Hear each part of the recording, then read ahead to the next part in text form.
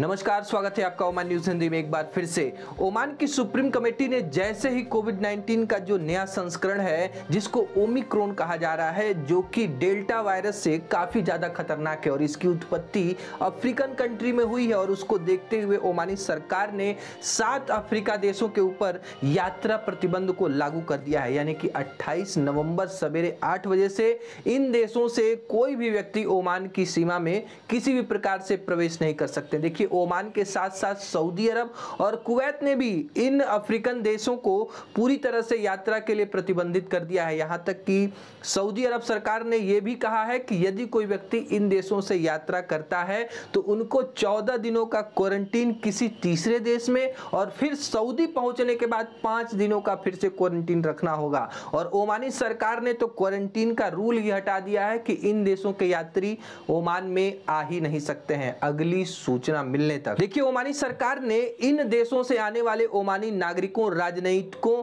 और जो स्वास्थ्य कर्मी ओमान में काम करते हैं उनके परिवारों को इस प्रतिबंध से बाहर रखा है। हालांकि इन देशों से आने वाले ओमानी लोगों को ओमान पहुंचने पर फिर से पोस्ट कोविड टेस्ट अटेम्प्ट करना होगा, 14 दिनों का इंस्टीट्यूशन क्वारंटीन बिताना होगा और उसके बाद फिर से टेस्ट होगा। उसमें यदि आप नेगेटिव पाए जाते हैं तो आप फिर ओमान में आ सकते हैं। लेकिन देखिए, ओमानी सरकार के इस कदम को देखते हुए प्रवासियों में थोड़ी सी एक चिंता की लकीर आ चुकी है, माथे पर सिकन है कि क्या ओमानी सरकार फिर से ओमान में लॉकडाउन तो नहीं लगा देगी, क्या ओमान अपनी सीमाओं को फिर से बंद तो नहीं कर देगा। देखिए, किसी भी देश में जो लॉकडाउन है, जो सीमाओं के ऊपर प्रतिबंध है, वो कब लगता है, वो कोरोना की स्थिति को ध्यान में रखते हुए। और कोई भी सरकार ये रिस्क नहीं लेना चाहती है कि ये जो नया ओमिक्रॉन वायरस है उनके देश में हाथ पांव पसारे, क्योंकि सभी सरकारों की जो कमर है वो पहले से कोरोना वायरस के जो 4 वेरिएंट है इन्होंने तोड़ के रख दी है। सभी सरकारों के स्वास्थ्य सुविधाओं की पोल को खोल के रख दिया है कि किसी का भी जो हेल्थ सिस्टम है इतना मजबूत नहीं है कि इस तरह की महामारी को झेल सके। और ओमान की ही बात करें तो फील्ड अस्पतालों में भी जो मरीज हैं वो वेटिंग में थे कि कब हमारी सीट खाली होगी, कब हमको इलाज मिलेगा। तो इन सभी चीजों को देखते हुए सुप्रीम कमेटी ने तत्काल रूप से यह प्रतिबंध लगाया है। फिलहाल ओमान में या फिर भारत के और किसी देशों में ये जो ओमिक्रॉन वायरस है वो सामने नहीं आया है, और ये बहुत अच्छी बात है कि ओमानी सरकार इस तरह के प्रतिबंधों को लगाने में देरी नहीं कर रही है।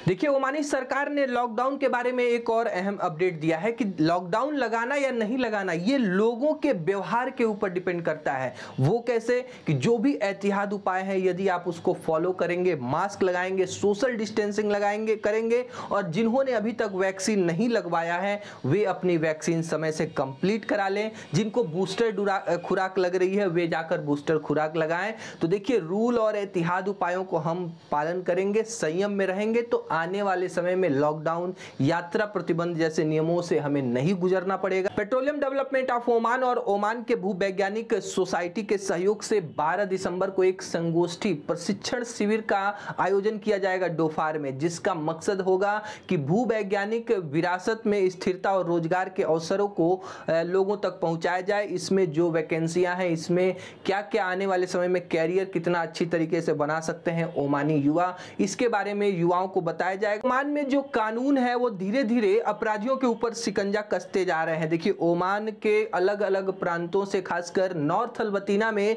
अनैतिक काम करने के आरोप में 10 एशियाई लोगों को गिरफ्तार किया गया है। उनके खिलाफ ओमान के कानूनी प्रक्रियाएं हैं वो की जा रही हैं, इसके हिसाब से कार्रवाई की जा रही है। और अभी कल ओमान की पुलिस ने 10 लोगों को गिरफ्तार किया था जो ओमान में मॉल्स में, दुकानों में जो लोगों के खासकर के प्रवासियों के पीछे पड़ जाते हैं। छुट्टी के दिन यदि आप बाहर निकलते हैं या सुबह शाम कुछ सामान के लिए आप मार्केट जाते हैं तो देखे होंगे कि मॉल्स के गेट पर या फिर जो बड़ी बड़ी दुकानें हैं, शॉप्स के बाहर कुछ लोग बेगिंग करते हैं, भीख मांगते हैं, जो कि ओमान में इस तरह के काम पूरी तरह से गैर कानूनी माना जाता है। ओमान के नागरिक उड्डयन प्राधिकरण ने मौसम के बारे में एक चेतावनी जारी करते हुए बताया है कि ओमान में 29 नवंबर से 1 दिसंबर तक जो नेशनल हैजार्ड जो वार्निंग सेंटर है वहां से संकेत मिलता है कि इस समय ओमान के अलग अलग क्षेत्रों में भारी बारिश हो सकती है। लहरों की जो ऊंचाई है 2 मीटर रहेगी। देखिए, अधिकांश जो प्रभाव रहेगा वो अल हजार पर्वत और उसके आसपास के क्षेत्रों में, जैसे मुसंदम, उत्तरी अल्बर्टीना, दक्षिण अल्बर्टीना,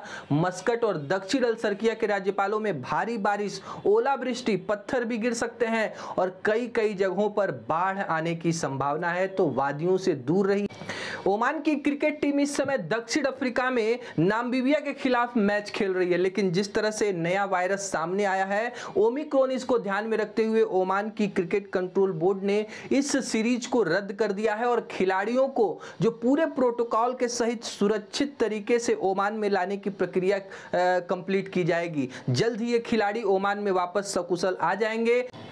पर्यावरण प्राधिकरण ने 2 नागरिकों को अवैध रूप से ओमान के दक्षिण अल सर्किया प्रांत में शिकार करने के आरोप में गिरफ्तार किया है। इनके पास से 2 मरी हुई अरेबियन गजलें मिली हैं और ये जो कि पूरी तरह से संरक्षित प्राणी है और इसको रॉयल ओमान पुलिस के सहयोग से दोनों नागरिकों को गिरफ्तार किया गया है। इनके पास से जो गजल है इनके गाड़ी से मिली है और इन लोगों के खिलाफ कानूनी प्रक्रियाएं की जा रही हैं। भारत सरकार ने 15 दिसंबर से भारत के सभी नॉर्मल इंटरनेशनल फ्लाइटों को ओपन करने की बात कही थी, जिनमें 15 देशों को छोड़कर सभी देशों से नियमित फ्लाइटें शुरू हो सकती हैं। लेकिन कोरोना के नए वेरिएंट ओमिक्रॉन को देखते हुए एक वरिष्ठ अधिकारी भारत सरकार ने उन्होंने बताया है कि हम अपने इस नियम की फिर से समीक्षा कर सकते हैं, यानी कि 15 दिसंबर से पहले इस नियम में बदलाव किए जा सकते हैं, यानी कि या तो और देशों को प्रतिबंधित किया जाएगा या फिर इस नॉर्मल इंटरनेशनल फ्लाइट के नियम को ही रोक दिया जाएगा। देखिए आने वाले समय में क्या होता है, क्योंकि